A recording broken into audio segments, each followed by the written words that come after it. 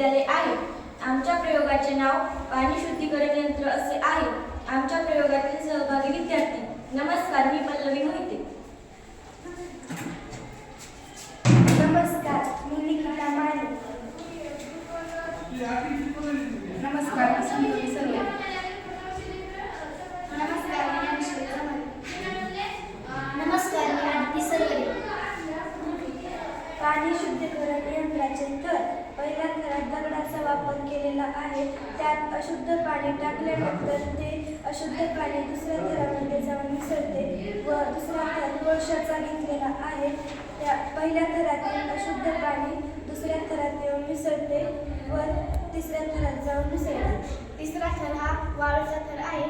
वरच्या दोन थरामध्ये जे अशुद्ध पाणी आहे ते तिसऱ्या थरात येऊन पोहोचते व शुद्ध होते। चौथा थर हा कापसाचा थर आहे। कापसाच्या थरात पाणी पूर्णतः शुद्ध होते व ते पाणी स्वयंपाकासाठी व पिण्यासाठी योग्य असते।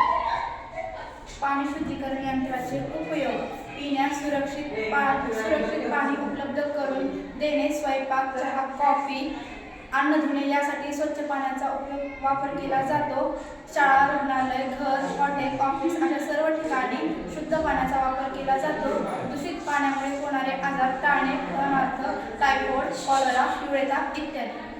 पाणी शुद्धीकरण यंत्राचे फायदे: आरोग्याचे रक्षण: शुद्ध पाणी पिण्यामुळे पचन सुधारते, आजार कमी होतात, त्वचा व केस निरोगी राहतात। स्वच्छ पाणी त्वचेसाठी चांगले असते, पाण्याची चव सुधारते, रसायन व वास दूर होतो, दीर्घकाळ वापरासाठी योग्य यंत्रांचा वापर दीर्घकाळ टिकतो, मुले व वृद्धांसाठी सुरक्षित, संवेदनशील लोकांसाठी जंतुमुक्त पाणी मिळते।